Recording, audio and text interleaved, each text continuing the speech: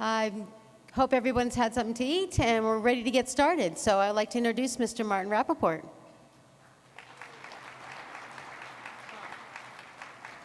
Good morning, everyone. Hopefully it's a lot better than last year where things kind of ran out on us in the beginning, in the middle, whatever.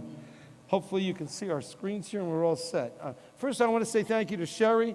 I want to say thank you to the entire Rapaport team. We have about 30 people here. And I want you to know that Martin Rapaport is just one little screw in a big machine. And the people that work for us at Rapaport, all 230 of them, are really important and good and valuable, and they make things happen. So it isn't really just about me, it's about the team. Some background about Rapaport before I start so you get an idea of what's going on and so that my team says, okay, do this show again next time because it does cost us a few dollars.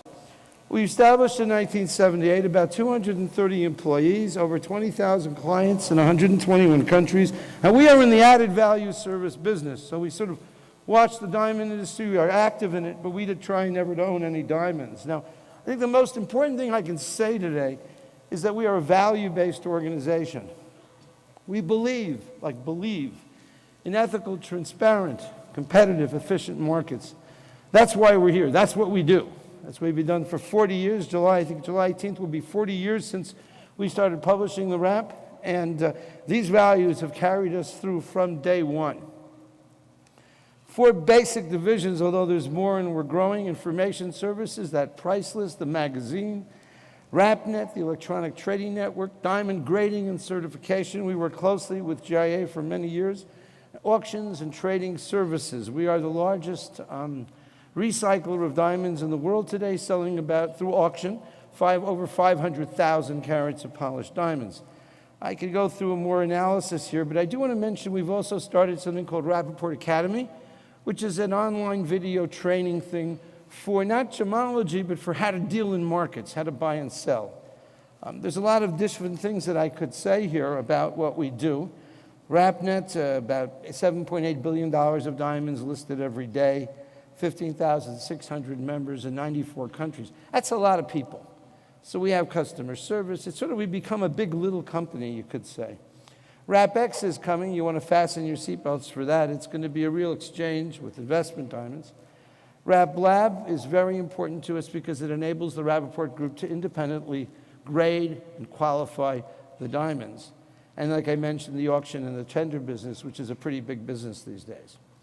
So the issue in front of us today, and before I say anything else, I want to just mention here, I want to welcome a very special guest, the Minister of Mines and Mineral Resources of Sierra Leone, Dr. Maury Magnier, is here with us today. He will be on stage shortly, and he has flown some 35 hours from Sierra Leone yesterday to be with us today.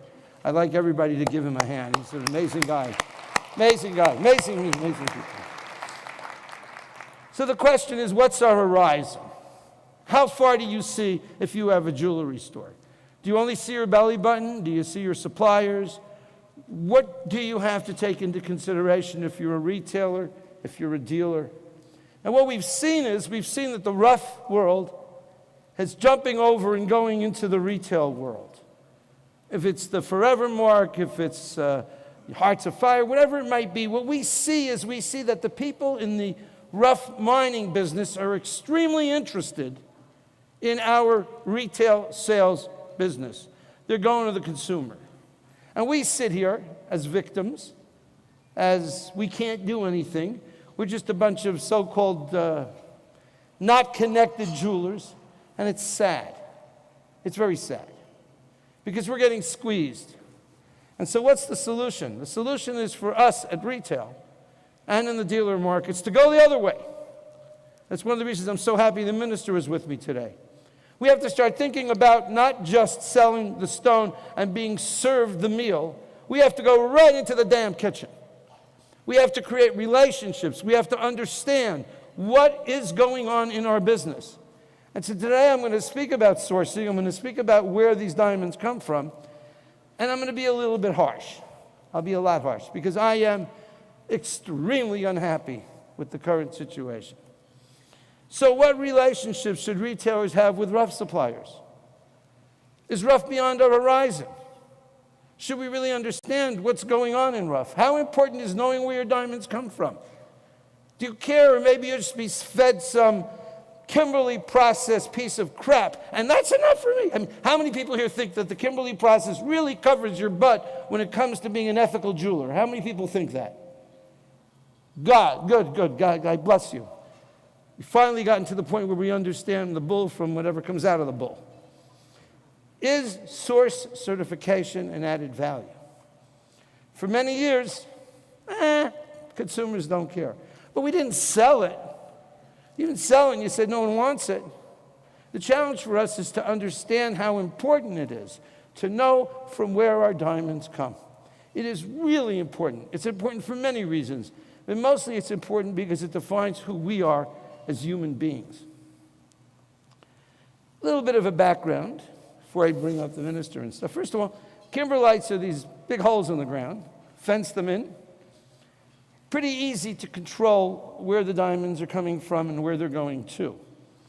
According to the DDI, Development Diamond Initiative, the Diamond Development Initiative, I wanted to call it the Development Diamond Initiative. But in any case, 20% of the world's gem diamonds are produced by artisanal diggers. I'm not sure that that number is so correct, but there's quite a bit of the diamonds coming from the non-controlled environment, because alluvial diamonds scattered by ancient riverbeds literally are all over the place. They're in all those rivers. They're in all those bricks that people make to build schools. They're everywhere. And so when we start thinking about controlling or at least being able to make sure that we know where our diamonds are coming from, and they're coming from the artisanal sources, it becomes very hard. So alluvial diamonds are the diamonds that are washed out in ancient riverbeds, and artisanal diggers are the people who pan for them. 1.5 million diggers in Africa and South America. They generally support about 7 to 1. So you may be talking about something like 10 million people who live off of the, not just diamonds, but gold as well. So what do we do? What do we do? Should we just shut them out? Say, listen, I have to have a reasonable source of supply in my store. I've got a number of these mining companies with their RJC certificates and their other certificates.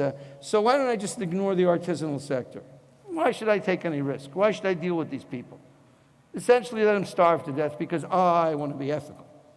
I mean, that's the song sang by I don't know, the guys doing synthetic diamonds up there. I say, oh, we're more ethical, but what about the people?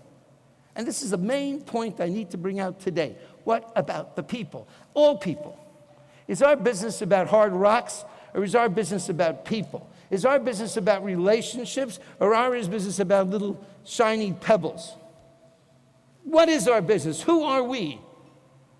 And what's really important to us? And I think every knowledgeable jeweler will tell you that the basis of the diamond and jewelry business is relationships with people, whether it's the relationship between the man giving the woman or giving the other man the piece of jewelry in that moment, that minute of create a moment that lasts forever of, wow, you love me and you gave me something very valuable. Wow.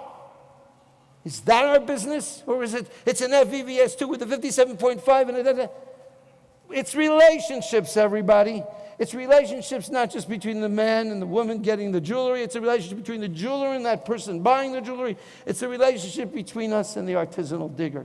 I want to remind you folks, those artisanal diggers are as much a part of this diamond industry, even though they're poor, even though they don't have clean water, even though many of their kids die before the age of 5 because they don't have clear water. They're as much a part of this industry as anyone sitting in this room today.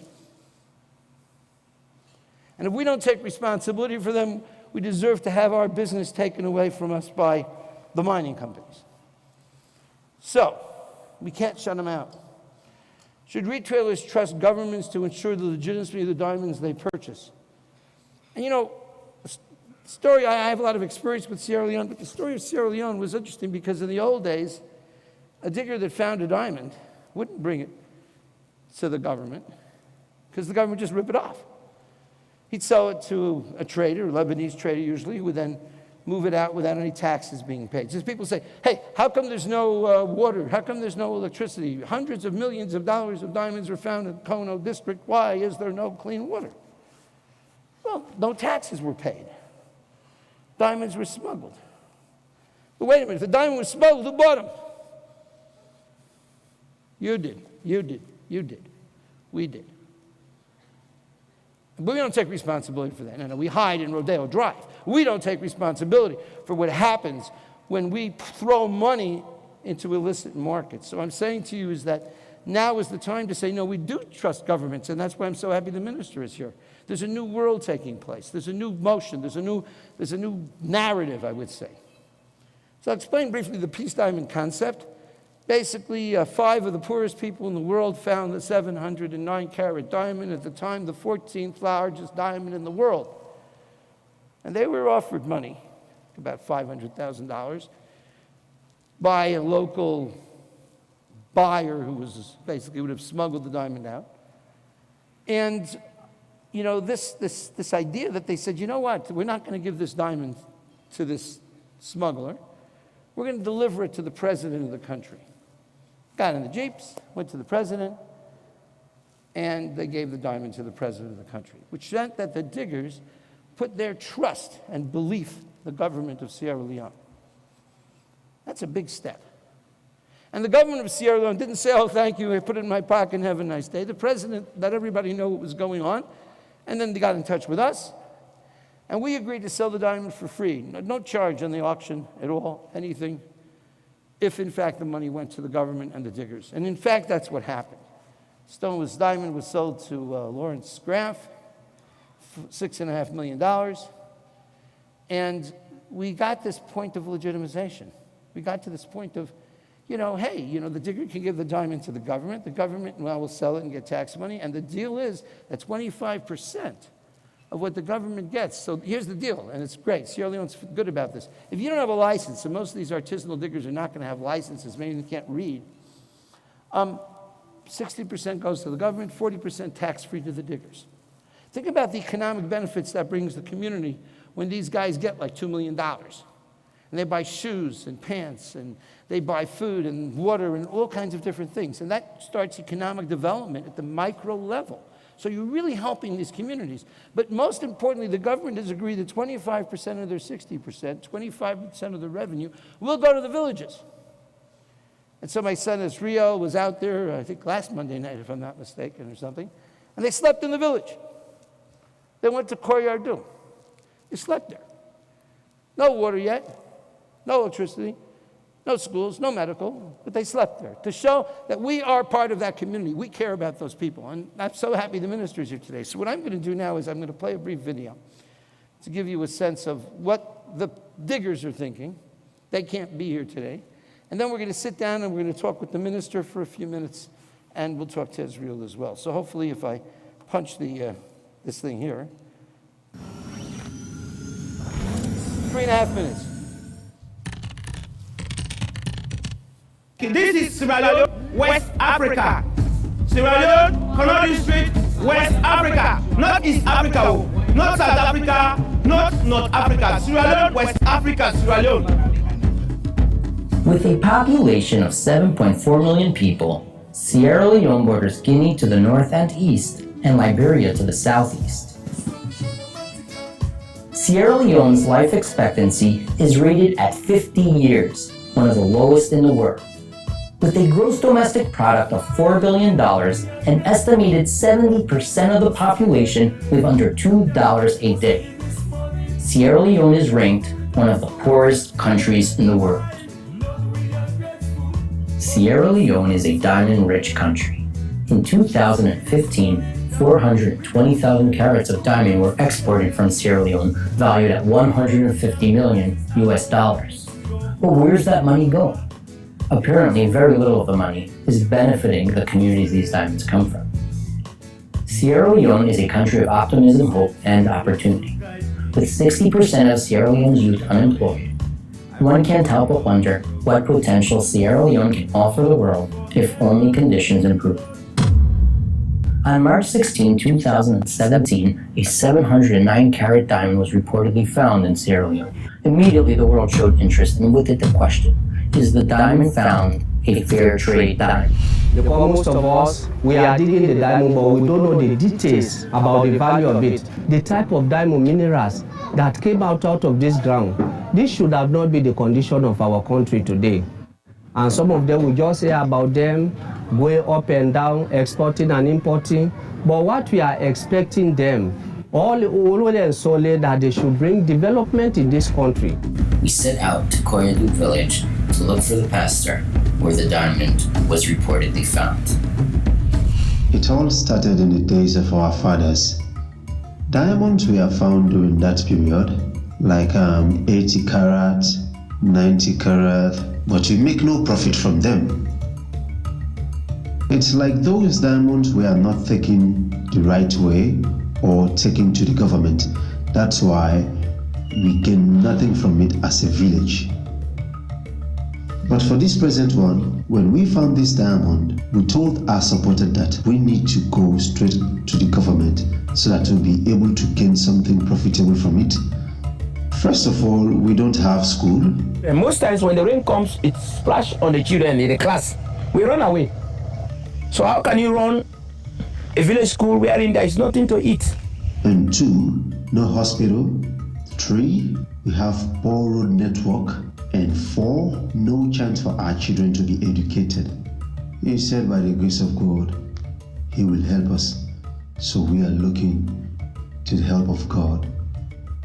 The past diamonds, whether it was taken to the government or not, we don't know. And nothing was done for this village. We are left with nothing but just the name.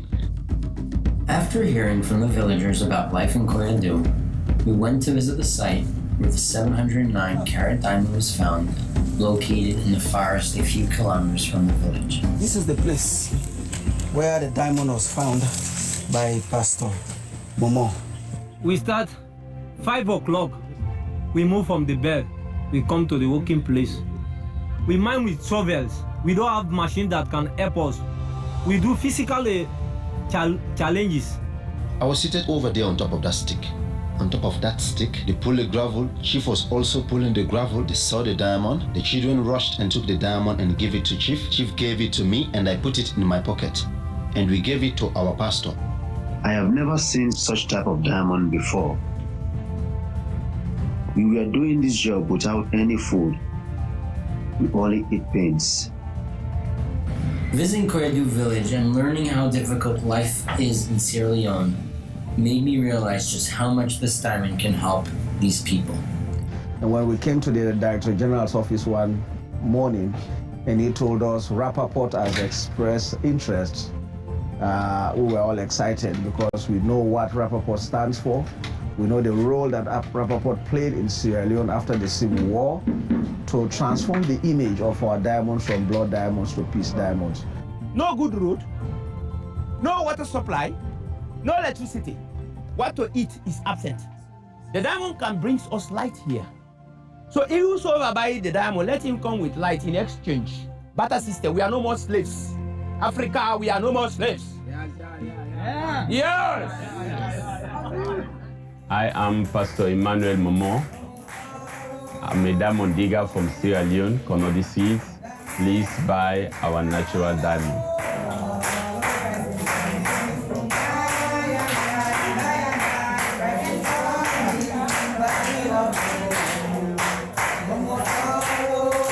Okay.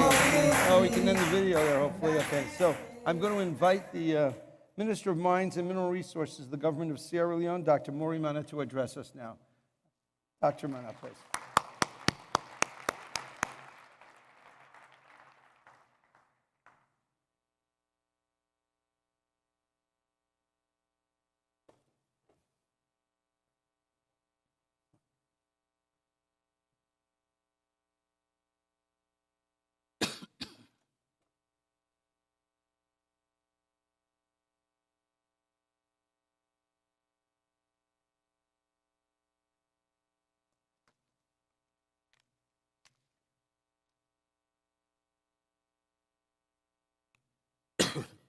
Good morning, all. If I sound tired, it is because I am tired. It took the best part of 30 hours to get here from Sierra Leone starting Friday. And one of the things that I kept thinking about while I was waiting at various airports to be here was, why don't we have a direct flight from Freetown to America, to the USA? We used to have that in the past. That's not the case anymore. So much has happened to us. And I keep saying to myself, this has to change. A lot has to change. You just saw the video, and Koyadu is not the only Koyadu in Kono district, which is a very diamond-ferrous area. My contact with diamonds goes back to the days when I was born, because I was born in the Kono district. And my father was a miner, a licensed one, and I have benefited from diamonds personally. But that has not been the case for most of my people in Kono, for most Sierra Leoneans. Before I drifted into politics, I say drifted because I was a university don for some 30, 35 years.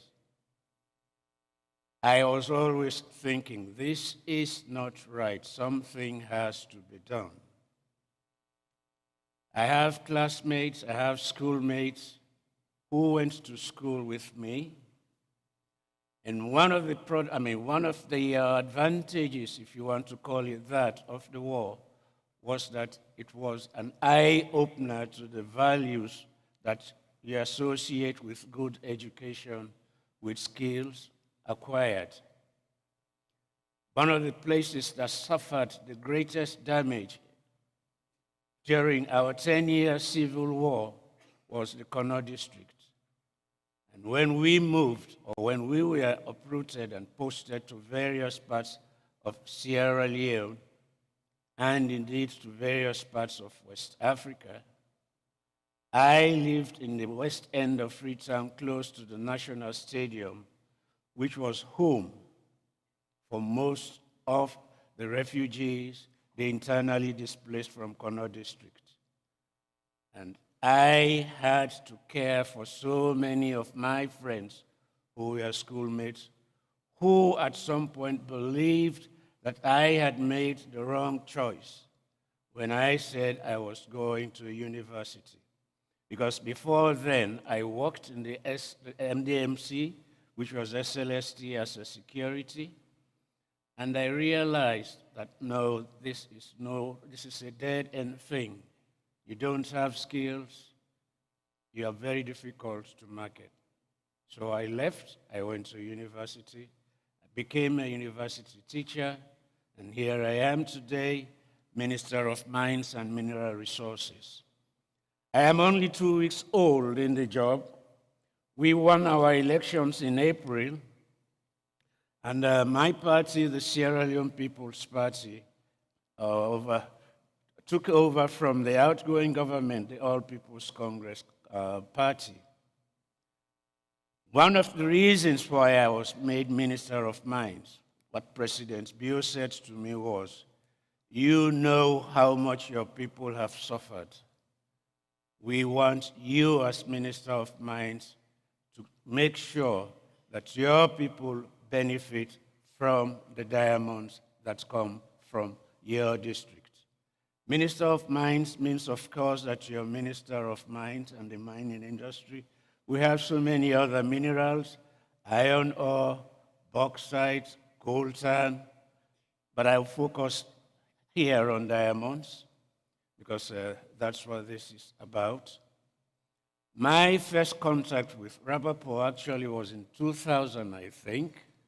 There was a peace diamond workshop held in Kono district, and I worked with a certain Mark Renzi who worked for MSI and USAID at the time, and this was to tell the world that our diamonds mean a lot, not just to us, but to the world. But I'll focus on what they mean to us as Kono people, as Sierra Leoneans, Because for all of the diamonds that have come out of my country, it's hard to see how much we have benefited. You saw Kwayadu village, no water, no electricity. The school is nothing to write home about. Why should this be happening to us?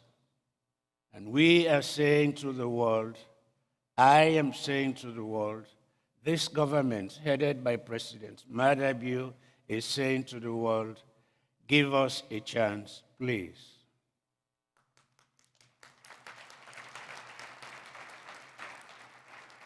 We are saying, help us stand on our own 2 feet. We are tired of handouts from donor countries, benevolent sympathizers. Botswana is what it is today. They have managed their diamonds better than we have. And we are saying, this government is saying, the people of Sierra Leone have said, which is why they voted us in, we want a better life for ourselves. We want a brighter future for our children. We want schools. We want hospitals. We want good roads.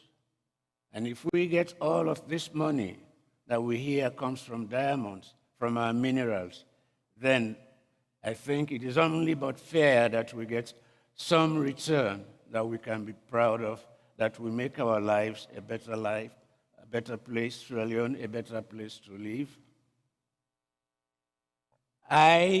Like I say, I grew up in the diamond mining district of Kono. I know what it means to be poor in the midst of riches. I know what it means to be deprived when there is no reason for that at all. I know what it means to be among the few that can help others. Policies, yes, but these are only declarations of intention as far as I am concerned. What matters is translating those policies into action. And that means you have to have a good heart. It means you have to have a good head. It means you have to have values, human values. It means you have to respect humanity. It means that if the others don't have, but you have, you learn to share. That is what we are asking for. That is what we are trying to promote. Now, we in Kono and in Sierra Leone have heard about large diamonds. 4 of the largest 20 diamonds that have been discovered, have come from Sierra Leone. The first of them was 900 and something carats. I was still in primary school, I think. What do we have to show for it? The most recent, however, the 709 from Kwayadu, is setting a pattern, i.e., we want to make sure as a government that the communities where these diamonds come from benefit directly from the sales of the diamonds. And so, Kwayadu is going to get a whole lot of attention from this new government that we have. We are going to look at the roads. We are going to look at the schools and the school system. We are going to look at the water and water system in Kwayadu, and invariably anyway, in all of the other places that the diamonds come from. We want to put a human face on diamonds. We want to move away from the so-called blood diamonds that were the direct result of the war in my country. I am inviting you, come to Sierra Leone, come and see for yourselves. Don't listen to hearsay. We have a lot to offer, and we are ready to partner with you to help us grow, to help us develop our country, to help us provide a higher quality of life for our people and for our citizens. And I am saying this Not because this is what I want to say, but this is because this is something I believe in. Like I say, I drifted into politics mainly because I was not sure that my people were getting just rewards for what nature had endowed us with. And so here I am, Minister of Mines and Mineral Resources. The diamonds that come from us will enable our people to live a better life. I will tell you that in the runoff in our elections, one of the parties that eventually helped us win the elections was a purely Connaught district-based political party. And when we sat with them and talked with them, they demanded, amongst other things, a university for Connaught district. They demanded that the percentage that currently goes to communities from where these diamonds come from should go up. They demanded that we should have good roads.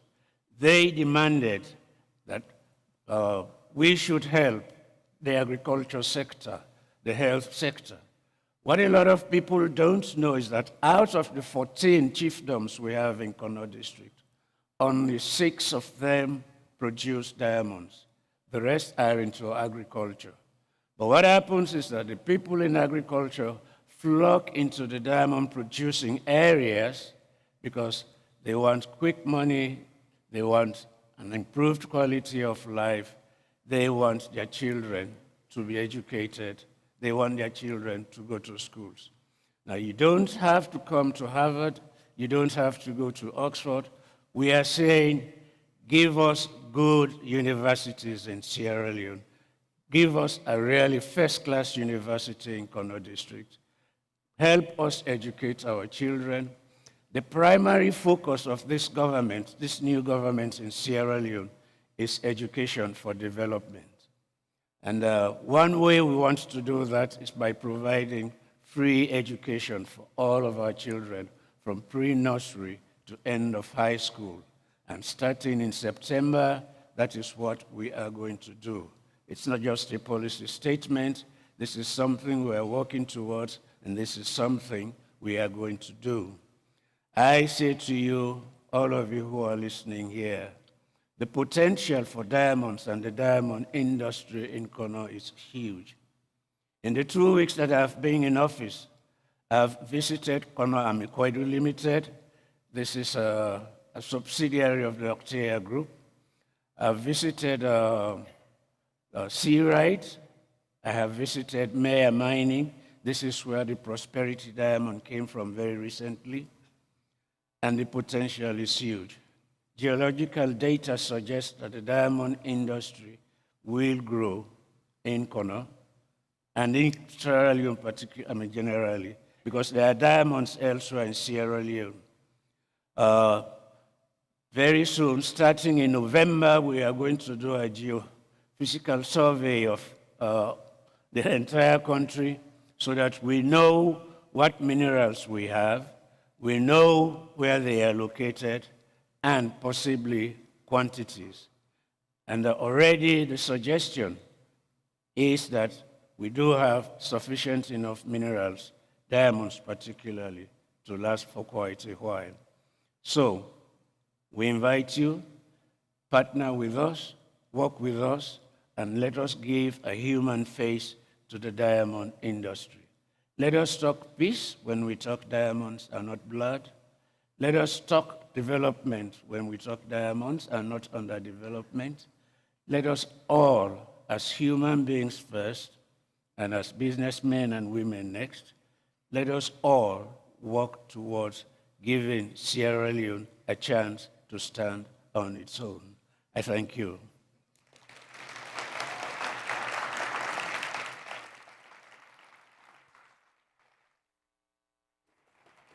We're going to have you at the next meeting. There will be first, thank you very much, Minister. There's going to be a social responsibility town hall meeting right after this. I forgot what room it's in, but it's right on this floor here, and the minister will be speaking there with us. in a more informal environment, and I would encourage people to come because this is a fantastic opportunity to start a new narrative, a new story about Sierra Leone, about artisanal diggers, and about the diamonds. And I want people to understand what we're trying to accomplish here, which is a virtuous cycle. If tax money is paid for diamonds instead of them being smuggled, that money can be used to bring in clean water, bring in electricity. If that happens, then the people in the village, the next time they find a diamond, aren't going to want to give it to smugglers. They're going to say, let's give it to the government. Let's get more water. Let's get more electricity. Let's get a better life.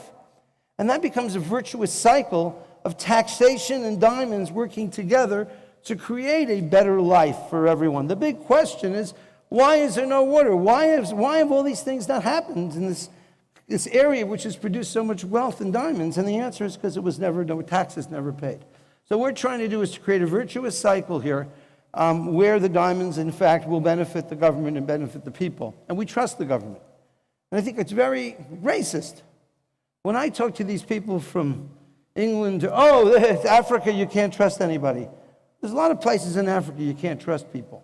But there's a lot of places that you can. And I think we have to have respect for governments that are legitimate. And we need not to throw everybody into some, general ballywick. But I'm very happy that the minister's with us today. He will be available. If people would like to speak to him, we'll make sure that that's possible. And I'm also going to announce, we don't know the date yet, but the Rapaport Group is going to kind of help make a trip to Sierra Leone for people. Everybody from the people who want an adventure trip to camp out with us in the diamond areas to business people who want to work on larger projects. But we will work on helping. I think we're going to have a United States conference we're working. I know my son Israel is working on that as well. And if anyone wants to travel to Sierra Leone, we invite you, and the Rapaport Group will work to make it happen as well with the minister and the government. So please don't think you can't go to Sierra Leone. You should go. I think if you're a jeweler and you really want to you want to understand what's going on in this business, come with Rapaport. Come with us to Sierra Leone. So now let's get into the regular discussion a little bit more about what we usually do. Just a little picture of the diamond trade, 16.3 billion mined, 21.5 billion, so there's about a 32% added value in the manufacturing. Some people will disagree about this, by the way. Polished in jewelry, the data says there's a 25.1 billion, and the business is about 80.1. Now, I know that De Beers has announced it's greater this year, et cetera, but you're talking about $80 billion that gets split up and divided with different added value components. After the mines, there's 63.8 billion. Think about that. There's so much more money in the distribution of diamonds than in the mining, which sort of makes sense because so much has to go to retail a diamond piece of jewelry. But this amount that goes to the different sectors, the cutting centers and the retailers, and this is all up for grabs. This is all changing, as I explained earlier, because the rough people, that's a funny name, the rough people, yeah, some of them are rough, they're actually gobbling up and going down into the retail sector.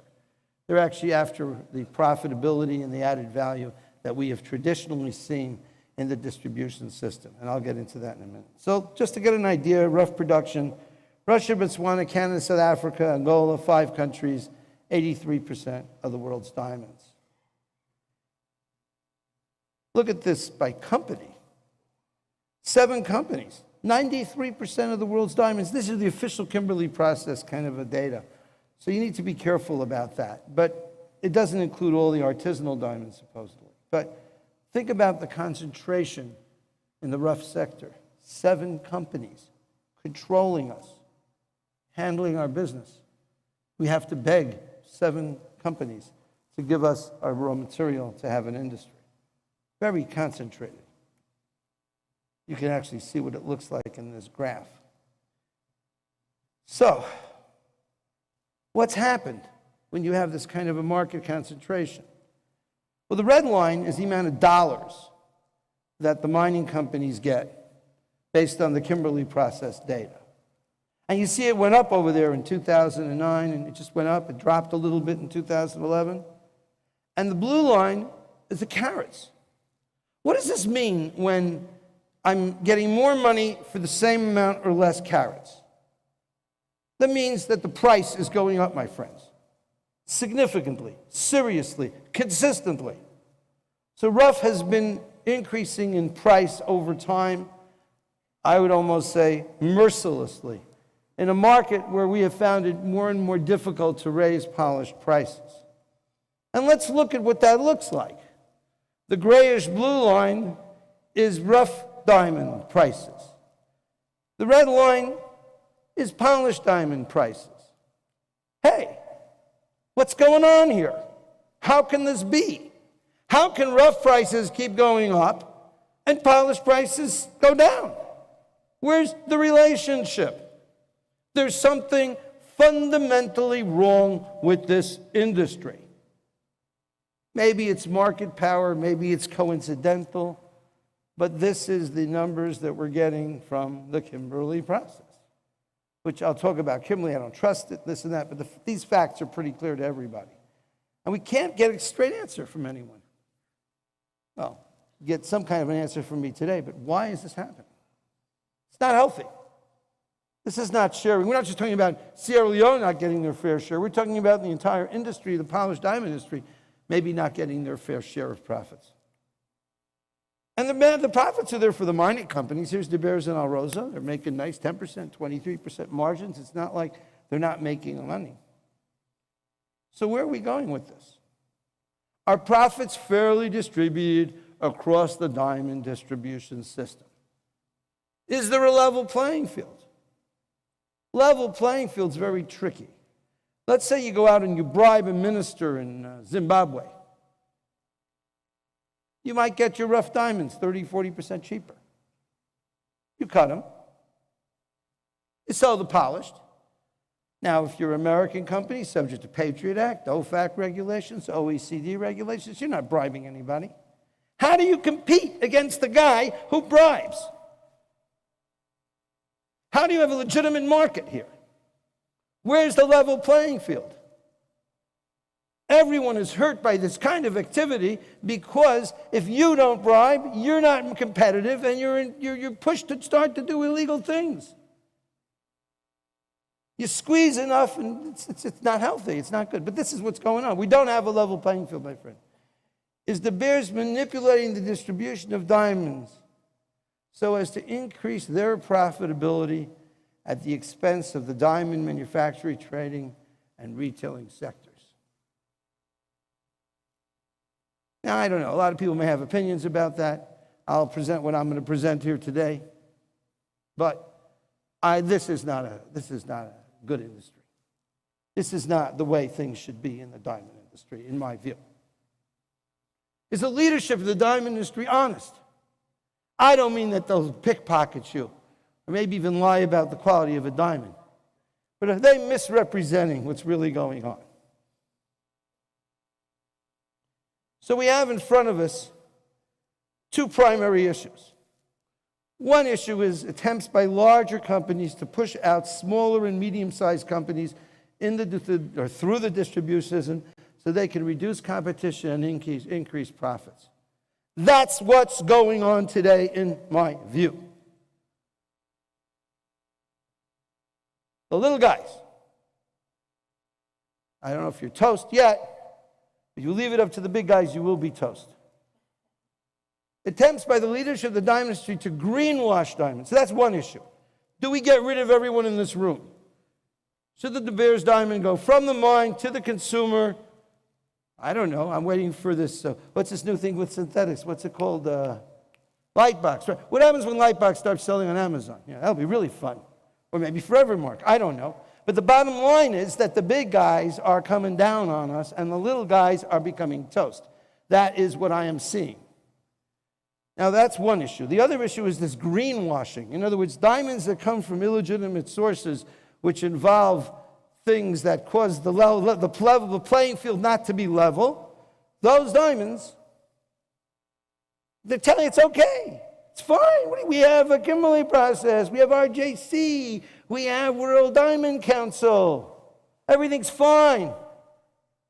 I'm sorry. They're a bunch of liars. It's not fine. The situation is bad. Not acceptable. And it's really upsetting to me because it just continuously goes on. And no matter how much I scream and yell, it doesn't really help. So I'll explain why I think that we have a problem with the leadership of this industry not addressing the issues that they need to address. We'll go into it with some level of detail in a few moments, but first of all, let's take a look at a video. Human Rights Watch on May 10th, 2017, I think it was 2018 actually. Diamond trade still fuels human suffering. Why? Why? Why should that be the case? Hopefully this video, whoops, let's go back one. I'll click on it. Video.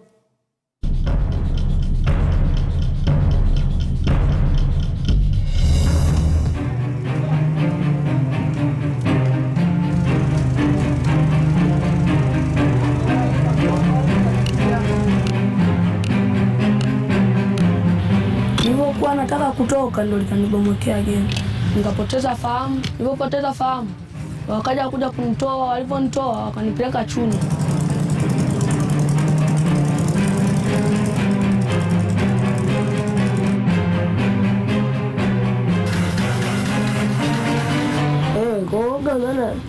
Kama unakamatisha na yenyewe inarukaruka. Na pale unapochoma dhahabu na ule meki unapochoma upepo ule ikuingia tu mdomoni makosa, unasijui unaugua kifua.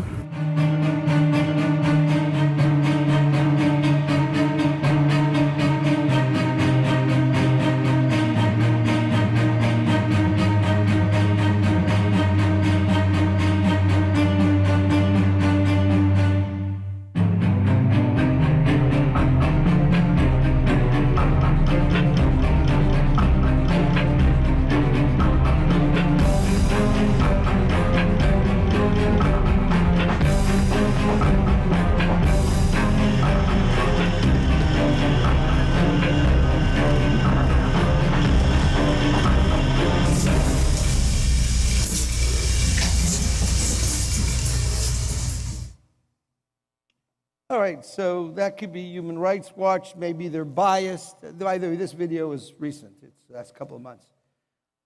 So maybe they don't know what they're talking about. Maybe they just make money because they're an NGO and they like to just point out miserable things because this is how they retain their thing. But so now it's Martin Rappaport talking here. I'm making a living.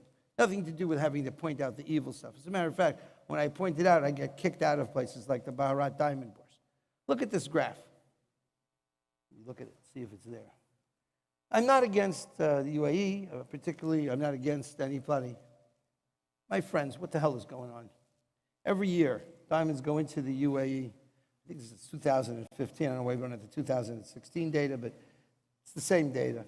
For some reason, we pulled the wrong graph in. But look, 5 billion comes in, 7.3 billion goes out.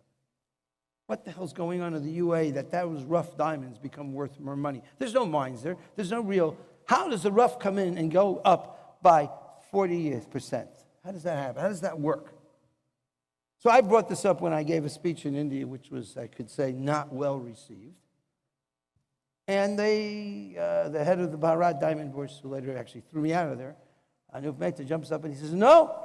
I said, maybe you guys, you're exporting diamonds to India, which cuts 90% of the world's diamonds, so you're exporting at higher prices so you can keep your profits in Dubai. And I don't care about transfer pricing, frankly. It's the government's problem. It's not my problem. I'm interested in who funds Al-Qaeda. I want to know where the money goes. So no. All the diamonds imported into India are imported at true, fair market prices. I said, okay, I'll believe you. Could someone explain why the diamonds are being imported into UAE at 40% below market prices? What's happening here? The whole world's involved in money laundering. Everybody's busting their chops, filling out forms, checking off endless numbers of boxes. Where is the $2 billion going? What kind of industry, and this is the official Kimberley process numbers, where is the $2 billion going?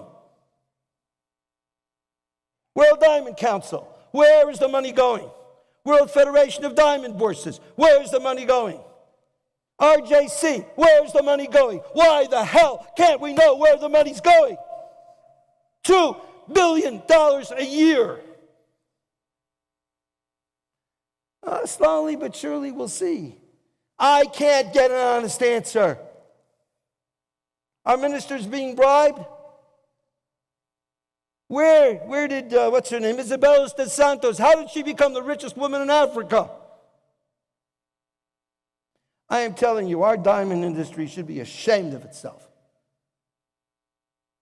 And I hate these organizations that consistently pat themselves in the back of how good they are. Where's the $2 billion? And if you can't answer that question, don't sit here and make yourselves fancy, great organizations. You suck. Unacceptable. All right, part of the story. India is a great country, and I love India, and I have a lot of people there. I'm not against Indians in any way, shape, or form. And, you know, it's a big country, and the diamond industry people are great there, but they cut 90% of the world's diamonds, and they have no anti-money laundering laws that relate to them. Zero exemption. I'm not blaming anyone here. I blame the industry about Dubai, about UAE, yeah. But in this case, I'm not blaming. I'm saying we have to work together with our Indian companies to make sure that they do implement AML stuff. There's no excuse. 90% of the world's diamonds are coming through without any AML or CTF. We Americans are going down there and buying diamonds. Yeah. Are those diamonds coming from Zimbabwe? They're coming from the Congo? They're coming from Angola? Where are they coming from? No idea. I'm telling you, no idea. All they do is Kimberly process the goods, and the Kimberly process doesn't look at human rights abuses, doesn't look at anti-money laundering, doesn't look at counter-terrorist funding. We're not doing anything. Okay, Rapaport's advocating. How many years have I been doing this at the show? 20 years? But I'm saying to you, we're getting to the point now where there is so much more controls, so much more knowledge.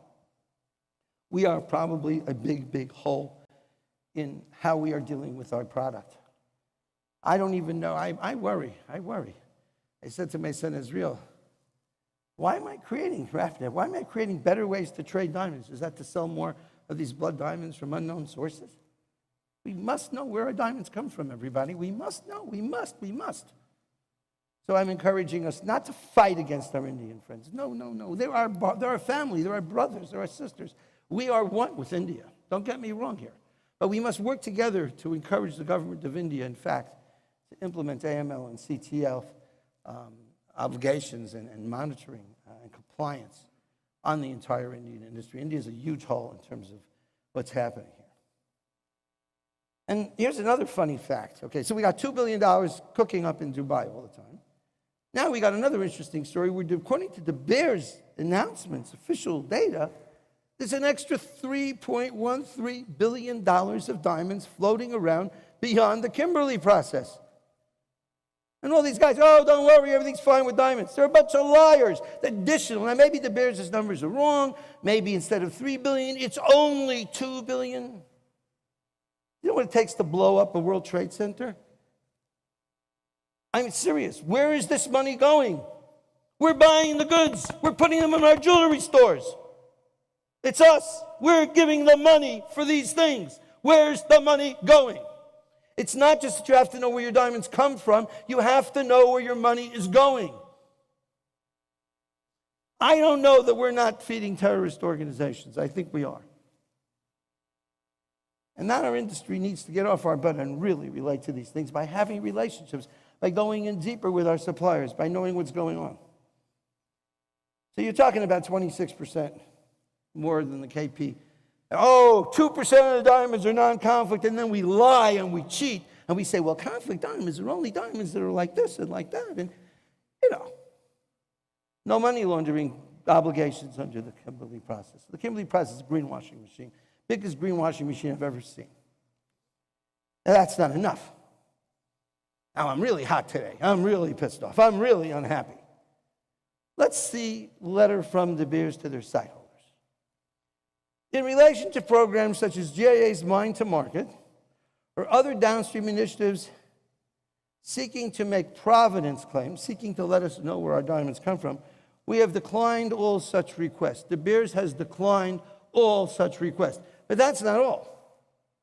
The site holder signature license clause, I'm quoting from the letter here, 3.6.6 states, you, the site holder, you, the accredited buyer from De Beers, you will not represent that any particular diamond or diamonds are sourced or originate from us or any member of the Bears Group except with our prior written consent, which they've said we've declined all such requests. My friends, I'm getting old, I'm getting tired. I really am. Yelling and screaming from up here doesn't necessarily change the world. But enough is enough. There's a red line here. You want to try to take over the industry? Fine. You want to go into synthetics? Fine. Free markets. But when you deny us the ability to identify where our diamonds come from, and I'm talking about 43% of the legitimate diamonds in the world, you're saying nobody can know where they come from but us, De Beers. We are denying the opportunity for the diamond industry to know where their diamonds come from. I say enough is enough. No, no, no, I won't stand for it. And no one here should stand for it.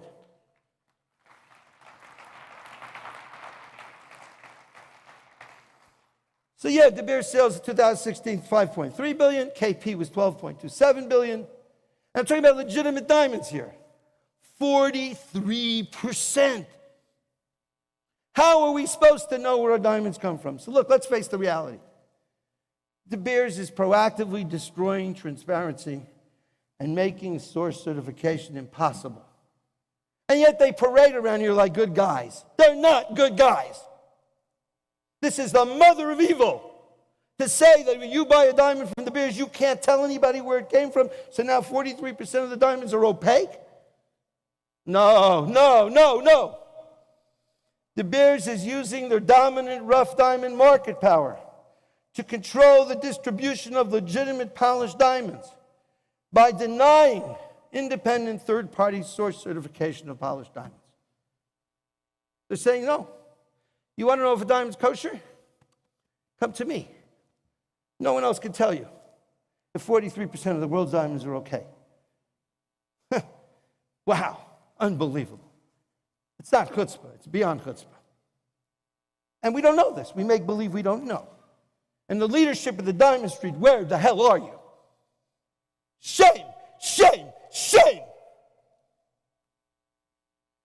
Now, it should be clear that source certification is the key to our future so that we can run a legitimate diamond industry. We can live in a legitimate diamond industry. We can sell diamonds with an amount of confidence about what's going on.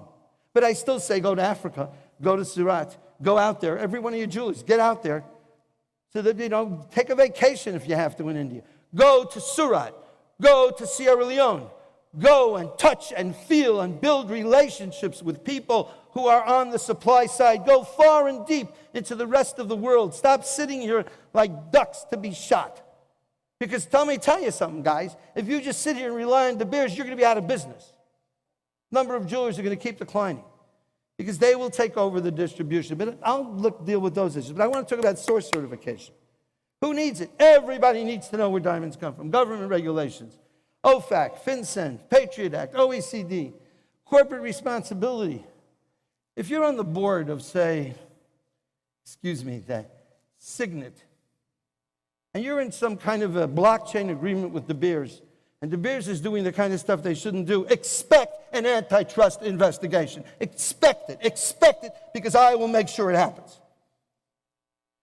So corporate responsibility,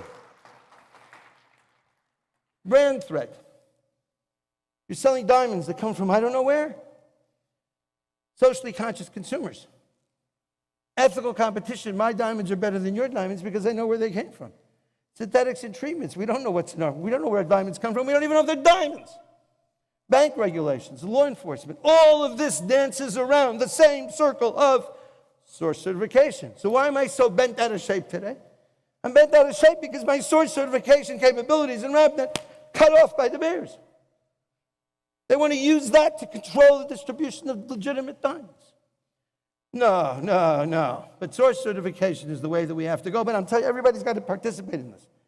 We have to investigate our suppliers. Not just the guy in India. Go to Africa, go to Surat, go to the sources. Let's get into this business, not just to sell, but the buy side. If we buy better, that's how we make money, everybody. Think about what we can do as jewelers, even small. We will try at Rapaport to make trips, to do whatever we can to encourage better relationships. better relationships between the supply side and the demand side of the equation. So source certification and transparency, Rapaport's working on it. What we're going to work on is something very simple at the beginning. The mine invoice, assuming the mine is RJC certified, and I don't even mind if De Beers says it comes from one of 6 mines or 7 mines, as long as all of the components are kosher, the end thing is kosher. So if you got 7 mines or De Beers, it's okay, as long as all the mines are RJC, but I got to see an invoice.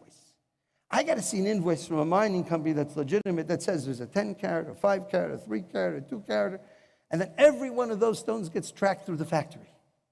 Because the factories have software that monitors diamonds so that the people shouldn't steal them. Very sophisticated software. Syringe machines doing graphs of what the diamond is. Workstations. And we'll have Rapaport people go into a factory and say, workstation 14, we looked at your software, there's supposed to be a half carat working here, show me the stone. We're modeling it after kosher certification. And then, of course, get to the GI grading report. Or it could be an IGI, or it could be another grading report. It could be an IIDGI. We're not against De Beers. Anything good that they do. Now, when you get that grading report, you know you can match the diamond to the grading report. So if you can go from the rough invoice to the grading report, Rapaport can say, we will give you a source certificate for this GIA number 1234. Now the diamond can trade hands a million times. Who cares? So this idea of being able to create, and we're going to do this in RapNet. We're going to give little green stars. And for the green, I got to ask Savo. This diamond, we know where it came from. We got all the data on it. This is a very important part of our future as a diamond industry, being able to authenticate where our diamonds are coming from and even authenticate that they are diamonds. So I had our 2 primary issues that I told you before, and let's try to understand them. One is this attempt to control the distribution system, and so we could raise prices for rough. Another is the ethical and moral responsibility that we have to know where our diamonds come from. This guy, Dana Shore is an interesting guy. He was very Trumpian, Rapaportian, big pain in the ass for everybody. Very sad, he actually died at the age of 63. He was born same year I was born. I'm 66. He died at 63, 3 years ago. Now, he went to these meetings, and he started to say things like, artisanal diggers are going to get screwed because of all of this compliance stuff that we're doing. It's all about the marketing. He was against RJC for that reason.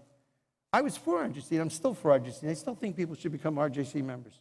Please, do that.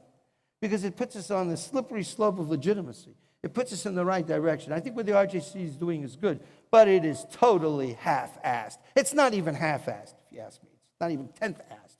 It's just blah. It's a marketing game, like you guys said.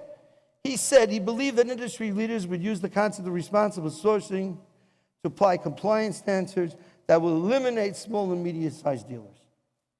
That's what he said. He believed RJC would be used as a marketing tool to greenwash diamonds and gems without doing anything to help artisanal miners. I sort of agree with that. And I'll say one thing very simple. Where the hell's the $2 billion out of Dubai? You can't answer that question. You should be walking very low. You should be you should be very ashamed of yourself. I thought him wrong, but he was right. He died. It's a shame that he died because, he was a real rambunctious troublemaker. At least I felt there was someone that was more bothersome than me. But I do want to remember him today. And I remember his ideals and his values. I had told him once that we had a conference we were going to do, and I didn't invite him because I felt that he would be disruptive. And I promised to write an article about him, which I didn't do, a big interview, and so I want to mention him now. And I think that the things that he pointed out, which was the relationship between trying to create an ethical standard for diamonds and trying to destroy the middle market, would work together. And when you think about what's going on with this De Beers refusal to allow people to know where their diamonds come from, I think Dana hit it right on the head. Right on the head. And it's just amazing. Okay, so we're going to stop everybody from knowing where the diamonds come from. Totally amazing. So the De Beers problem, De Beers trying to control the distribution of their diamonds from mine to consumer. Over time, they will be cutting us out of the diamond business. No one here should be under the illusion that there's a lot of room for small to medium-sized dealers in I'll call it the De Beers, Bain plan. maybe it's the pain plan, okay? Which basically says that we should be highly efficient, and who needs all these people making free markets for their polished diamonds? Should the diamond industry trust De Beers' leadership? We've been in that way, and we'll talk a little bit about synthetics and lightbacks, but should we trust their leadership? Are they leaders of the diamond industry? Why is De Beers denying source information while branding their own socially responsible diamonds? It's exactly what Shore was talking about. So they're going to make their so-called blockchain or BS chain. They're going to do this stuff their way. It supposedly will be open. I don't believe them as far as I can throw them. But meantime, nobody else can say that 43% of the diamonds where they came from. Why is that? That's a tool. It's a device.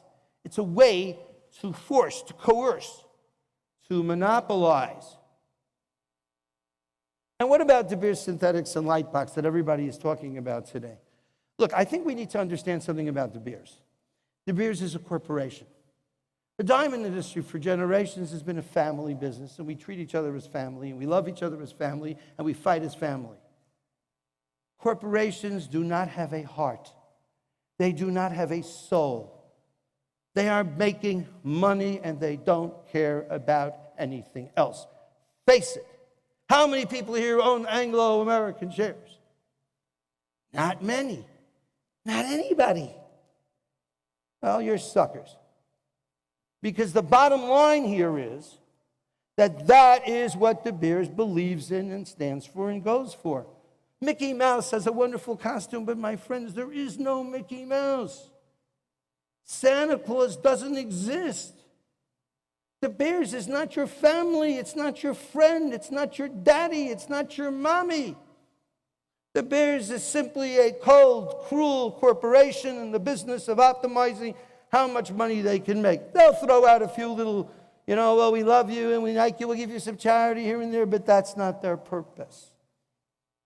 I would say to De Beers is no longer diamantaires. They are not members of our community. They are people who prey upon us. Synthetics, now, they're geniuses. The smart part of what they're doing with lightbox and synthetics, I mean, it's amazing. And we have to respect them. We have to respect people, even if we emotionally don't agree with them. Here, I have this whole thing about Trump in this magazine here, right? Doesn't mean you have to like Trump. You got to understand what Trump is doing. And when Trump does something that's brilliant, he's doing something brilliant. De Beers does brilliant things. By bringing down the price of the synthetics, they're knocking out all those people who are parasites on the natural diamond business. They're parasites. They're literally bloodsuckers who come in there and say, well, how much is a natural diamond? I'll give you a 30%, 50%, I'll give you some kind of discount to that. But they're not natural diamonds because you can turn them out of a machine. They're not scarce. What would the value of $1 be if I could go to my copy machine and just print out any unlimited amount of dollars? Saying that synthetic diamonds are a substitute for natural diamonds is a lie. And now De Beers is doing a good job because they're saying, yeah, we understand that. So by pricing it at $800 a carat, they're going to knock out all those people who are riding us, which is fine. I respect De Beers for that. I thank De Beers. I think that's a great idea. On the other hand, it's interesting to see what they're doing. I think Sally Morrison said it the best. I didn't write it in my thing over here. And I think probably she didn't mean to, but she said it and they repeated it. So maybe I should actually, quote her on this issue, if I can find it in my little computer here. Natural diamonds are for once-in-a-lifetime occasions. Again, natural diamonds are for once-in-a-lifetime occasions. So what are we doing with our natural diamonds, jewelry and stuff? Now, I don't blame De Beers for identifying the opportunity that good, sexy, fun synthetic diamonds can bring to women and get them to buy diamonds. And Nicky Oppenheimer once said to me that when people buy inexpensive diamonds, they later buy more expensive diamonds. And maybe if people buy synthetics and the little trinkets, they'll want and they'll desire more. So it's too early to call them out on trying to see a business opportunity and to take that business opportunity called fashion jewelry using synthetic diamonds. So they're doing their business. They can make money. Why shouldn't they make money? Would you rather someone else did it? So I don't blame De Beers for having a dominant market position in synthetics and being able to put them out cheap and seeing a business opportunity. But all of us in the industry have to start thinking about, what about real diamond fashion jewelry? What's going to happen to that? What about natural melee? What's going to happen to that? Are we also going to build, maybe De Beers will also do advertising for real diamond fashion jewelry. So I'm not here to complain against someone about what they're not doing wrong, if they're doing some things that are interesting and maybe potential. But I think that as one very high-level person in the diamond industry said to me, I've lost my faith in De Beers. I said, hey. I say, hey, stupid. But, hey, stupid, since when did you think have faith in De Beers? Have faith in God. Have faith in your family and your wife, your children. Faith in De Beers. They're not a religion, everybody. So, now we've sort of woken up to the reality that we are in, which is, here's a company that's going to do what it takes to maximize their profits. And I'm not saying that's necessarily a bad thing.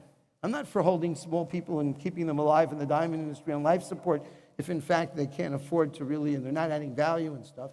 We live in a competitive environment. We're getting crashed by Amazon and everything else on the internet. So I'm not here to try to preserve things that should not be preserved because of competitive forces in the market, changing norms and behavior or fashion and design. That's okay. I have no complaint with De Beers about that. But I do think we need to understand that De Beers does not lead the diamond industry. De Beers leads De Beers. Their interests are often at conflict with ours, and we need to start protecting ourselves, and we need to start working hard to figure out how to promote diamonds and how to make sure that we maintain our position. So, the synthetic thing, brilliant move from an economics perspective, questionable in terms of the impact it'll have on us who are selling fashion jewelry. And I really think we need to start talking to some people in the fashion jewelry business about, hey, what is the role of diamonds going to be like here? Will diamond fashion jewelry be good? Maybe De Beers will spend an equal amount of money on the natural diamond side, on the melee side. Or maybe the Russians, maybe other people will come in. But I am saying to you, this is a very interesting point in time. We're now at a certain milestone where we're starting to think about, who's our daddy? Do we have a daddy? And I'm telling you, my friends, De Beers does a lot of good things, but they're not your daddy. All right, so U.S. retailers and dealers must do whatever we can to ensure a reasonable supply of diamonds from ethical, transparent, and competitive markets. Because the only way you can get a diamond is if someone feeds you the price. Well, you're not going to have much opportunity to have a bid-ask market, a middle market. It's going to start to become very dominating. You'll become the slave of De Beers. I don't know if the Indians or the American retailers are the new blacks of De Beers. I don't know.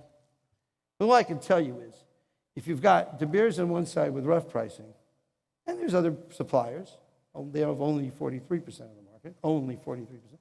And now you got, I don't know, Signet or Walmart or someone on the other side of the equation. And you're standing between these two hard rocks. Profits are going to be very limited. You'll work as long as it pays for you to service them, as long as the retailers are useful and selling the percentage of consumers that prefer to buy by going into a store. But it wouldn't blow me away if Forever Mark opened up their own stores right across from your retail shop. Wouldn't surprise me. And again, it's not necessarily evil, it's just the way of the world. Don't be naive. So we need to find ways to make our products special. I'm going to look for support for United States Department of Justice antitrust investigation of De Beers to force them to allow clients to disclose the source of their diamonds. I will not allow this to continue to the best of my ability. And I call upon people here who are also engaged, or as they would say, seized by this issue, to come and talk to me and talk to us. Look, the Rapaport Group's a business. We're not in the legal business. I don't want to have to do this. But I believe that the future of our industry requires transparency about where rough diamonds come from. And I will do my best to battle those with every legal device capable. And I think the Department of Justice should look at this issue. Because, in fact, if RapNet tomorrow wants to give little green stars to diamonds coming from legitimate sources, 43% of those diamonds are now taken away from our ability to differentiate good diamonds from, let's call it, unknown diamonds. Not acceptable. If De Beers uses their market power to disturb freely competitive diamond markets, as in, this is how we distribute it, you have to buy it this way, and their brands, competitive diamond markets, their brands, their brands, De Beers and their brands, should be excluded from the United States and other markets. So I don't believe De Beers has an inalienable right to operate in the United States of America if they are not providing, if they are working in an opaque, non-transparent manner regarding 43% of the world's diamonds. I think they should be kicked out. So it's tough. I mean, what can I tell you? I'm honestly, I don't know what to do about the $2 billion out of Dubai. I don't know what to do about the extra $3.1 billion. I don't know what to do about the fact that there's no AML or CTF in India. All these things weigh heavy on me, so I say I can't fight the evil. But let us at least create good. Let us, if we can't fight evil, let us say, okay, I can't stop diamond smuggling, I can't stop, I don't know, Dubai, but let me at least identify the good diamonds so that people have an incentive to go on the good path. And then maybe there'll be a higher price for diamonds with a green star. Maybe people are consumers and jewelers and are ethical in their business and they really want to do the right thing. To stop that, to stop the good part from happening. That's the mother of evil. That's really got me burnt up here.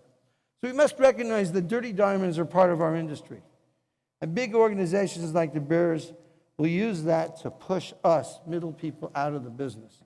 It's a great device. Our diamonds are kosher. Everybody else, I don't know. So you better buy from us. And you better buy from our designated retailers. You better buy from our Forever Mark brand. You better buy from our De Beers stores. Because the other stuff, you don't know what it is, because we haven't allowed anyone to know about those diamonds.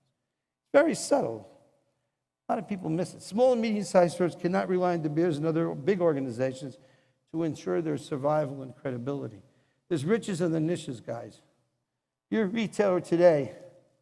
Think carefully about how you can use supply, how you can use buying, how you can use a trip to India. Come to India, please. Come to India. We're going to Surat.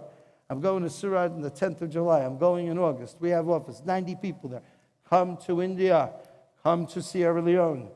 Come and see and think and be engaged with the supply side of your business as much as you are on the selling side. How you buy, I'm telling you, my friends, that's where the money will be. And not just money, it's going to be survival. The U.S. buys 50% of the world's diamond jewelry. That's $41 billion. We are the biggest, the most important. You have no power over suppliers. They come in here. New York diamond industry has been ruined. It's been, I don't know how to describe it. Outrageous. Our diamond industry in New York is, we used to have 2,000. Okay, you can't stop the clock. You know, if cutting is cheaper in India, Indians should cut the diamonds. It's not even a question. But as dealers, as middle marketers, as wholesalers, we've been decimated. So we're not fighting for our existence. And if we keep laying down like this, we're not going to be around for much longer. U.S. trade organizations are not using our purchasing power to ensure a level playing field for us in America. I'm wearing my American flag because there's many ways to see the diamond industry, and I see it from an American perspective. And why shouldn't I? 51% of the diamonds, after all, end up here. And I'm an American. So yeah, I'm an American. And I'm going to look from the American perspective. So what is going on with this? I mean, example, and again, I'm not against India. I want us to love Indians. I want us to support the Indian community. I want us to bring them closer. I want us to be one. But why is it that they charge us 32% for jewelry or 31%, and we charge 5.5%? Why is it they just doubled their import fee on diamonds? Okay, there's World Trade Organization garbage, but if you want to really understand tariff issues, you should read our article here about Trump trade policy. But these kinds of, if we had people that were representing the United States industry correctly, we would not be in such a position where we are treated like, not even like garbage. They would have respect for us because we're the buyers. But the buyers in this industry are nobodies. We're segmented out, we're chopped up, or we're not, our power as buyers, totally not there. And you can see that in the largest import to the United States is India with $4 billion, followed by Israel. But again, 90% of the diamonds are cut in India. So we have relations with India. We have relations with Israel. We should fan out as retailers, as Americans, and we should go to these countries, and we should visit these. Even if you don't buy diamonds, not to buy diamonds, come to Surat, don't buy diamonds. Just meet people. Come to Sierra Leone. Get a handle, get an understanding, get a feeling, get a relationship. Go beyond the product to the people behind the product. It's all about relationships. Relationships with our Indian suppliers. They're good people, these Indian guys, I'm telling you. And they're just under the pressure from the bears as much as we are. Trust me on this. They're squeezed too. So they're jumping into our market because they're squeezed there. So if the mining guys are squeezing, how are you going to make money? Rough is so expensive. You start going downstream. You start squeezing the wholesalers. You start opening up your offices here. You start pushing out the retailers. So our whole industry is now being pushed and squeezed and confronted by all this stuff. And then underneath it all lies this $2 billion from Dubai, $3.1 billion extra floating around. I mean, it's not a healthy situation, to put it mildly. So what's our solution? Oh boy, we got to hurry up here. Retailers go to rough, go to polished. Retail, wake up. Retail, think about your market power. It's time for diamond cutters, dealers, and retailers to practically source their diamonds, visiting places, transcend the product to the people behind it. Transcend the product to the people. Survival of the diamond industry means creating a mutually beneficial relationship with your suppliers.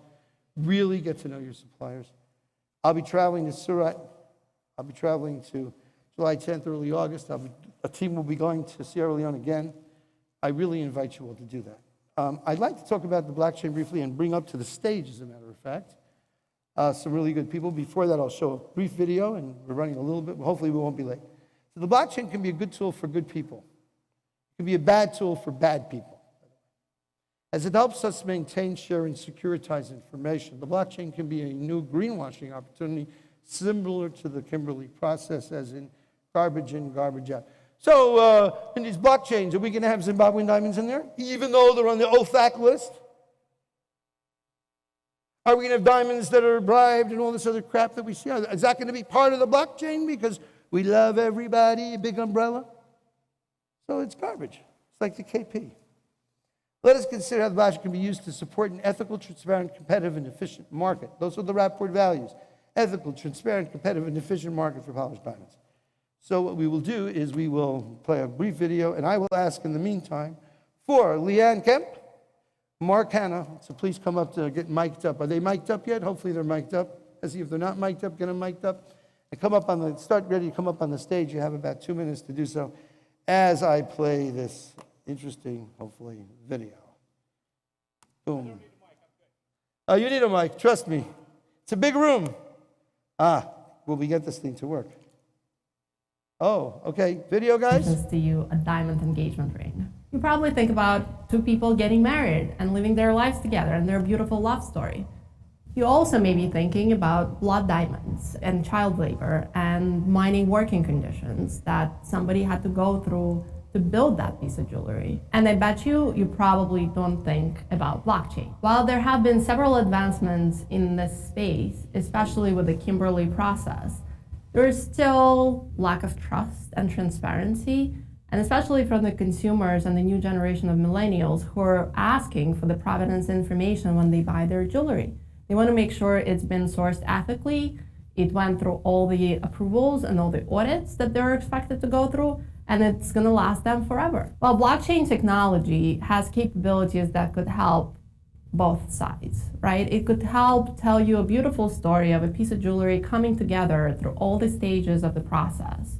It can also provide that provenance information to the consumers that shows that the gold and the diamond has been mined and manufactured ethically when it came together in that final piece of jewelry. I'm very excited to share with you this new collaboration that IBM is starting with other leading industry providers in the jewelry space. It's called Trust Chain. And the unique proposition of Trust Chain is that it's focused on the entire piece of jewelry. So it really is focused on you as consumers to bring trust, transparency to you, underpinned by blockchain. The entire solution spans through the entire supply chain, from mine to manufacturer to retailer and auditor, so that you can see the entire journey of the piece of jewelry that you're buying all the way through. Blockchain is uniquely positioned to provide a level of trust and transparency that jewelry consumers are asking for. And I really look forward to grow and develop this collaboration so that it becomes the industry standard going forward. I'm Catherine Malkova, Strategy Labs leader in GBS North America, IBM. Okay, so we have an interesting story here about the blockchain. So I think everyone's excited about the blockchain because they think in and of it by itself, it can ensure legitimacy in the diamond industry. So in fact, we'll start with Leanne a little bit. So what is it true that the blockchain is this magical thing that's going to solve all the problems of all the blood diamonds? I mean, well, can everyone hear me? Great. Well, when I was young, I believed in unicorns as well. So I guess that mythical creature is a parallel to what we're unfortunately pronouncing globally. But no, blockchain as a solution is really next generation internet technology. So just as we've seen the internet was born in the late 80s and early 90s, this technology enables the internet or a digital transformation effort to transfer value between two people. So whether that value is constructed as money or whether it's constructed as an item, it's next generation internet technology. So it's not necessarily a mythical creature, but it certainly sometimes has taken the form of it will solve everything. It won't.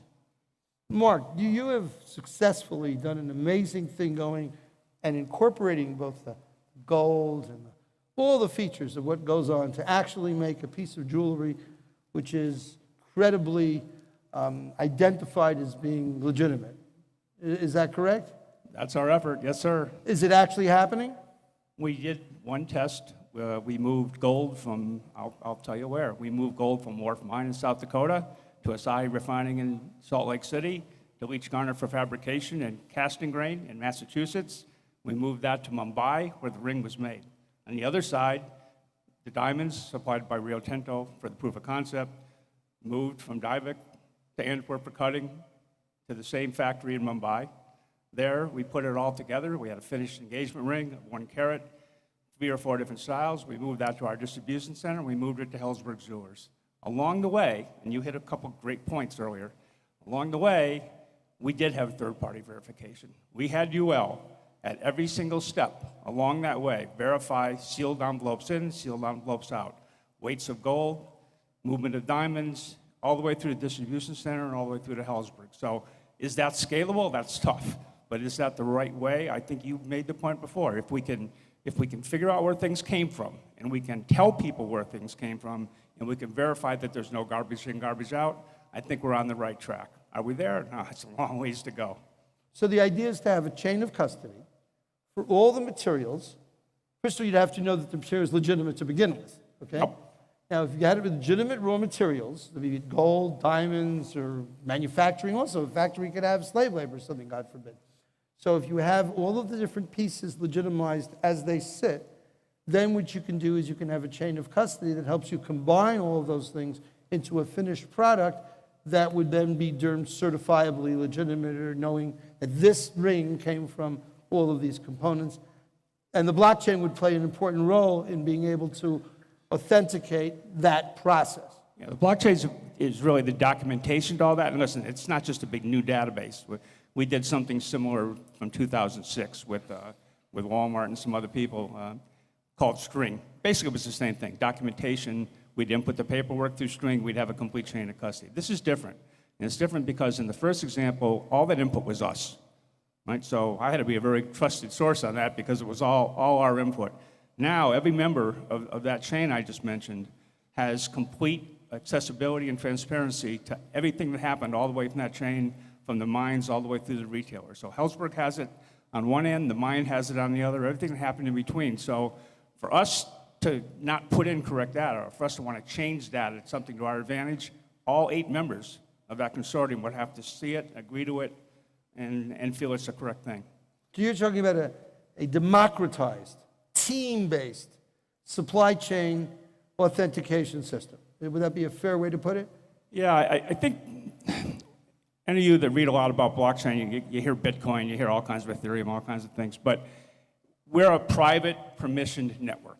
We're not a totally open source to the entire consumer, they get to vote on it network. We're a private permissioned network for all the good reasons you can imagine. But we're also creating a transparent layer for the consumer. And that transparent layer is going to be something that will make, sort of lay bare that entire chain of custody. Where did I come from? We're at the stage now where we're working on consumer interfaces, the user interfaces. We're in a research stage. We've developed them. We're getting consumer research on, is it enough? Is it too much? Do we explain it the right way? We also have 2 graduate programs, one at Wharton and one at Bryant University in Rhode Island, working on the same sort of X-factor information to see whether we're doing the right thing.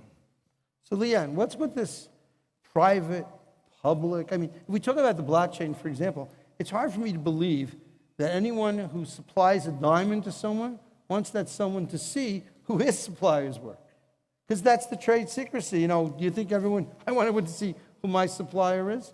So how does this work? Private, public, secret, not, open, closed? I don't understand this. Could you explain it, please, Leanne? So I've been a software engineer for the better part of 25 years, and whilst blockchain is a new word that's, of course, on the headlines of most printed articles, it's a combination of relatively old and mature sets of technology. So to understand what blockchain is, there is a layer of database technology. Instead of storing the data centrally, we store it in a distributed form. So members that are connected to the chain would have a table or a chain of data that would then be synchronized with the other members within the network.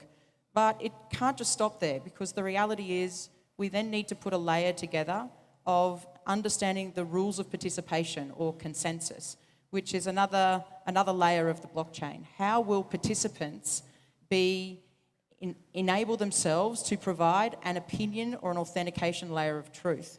Now, in a public chain, which is what some people have been working on, enables the ability in a public chain for anybody actually within this audience to participate on validating data within that chain. And they are validating that data by way of your computer mining certain types of algorithms to participate. So it's not necessarily based on understanding the truth of the contribution, it's just the effort to agree to the contribution. So all hands rise, therefore I am rewarded for participating across that democracy.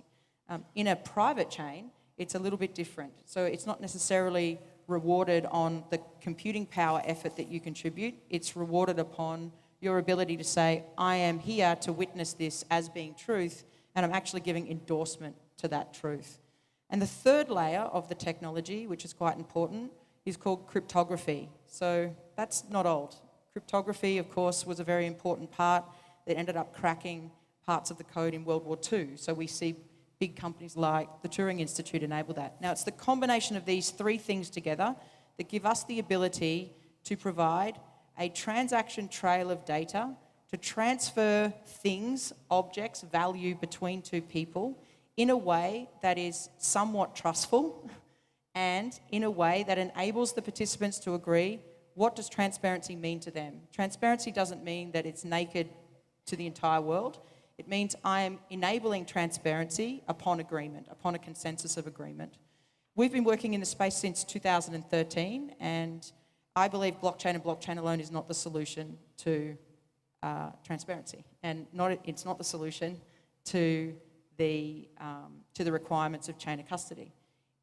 Blockchain won't solve for physical commodity supply chains. And just the enablement of being able to take invoices or digitising Kimberley certificates or putting photos on the chain really falls short of the true integrity of what we need to do.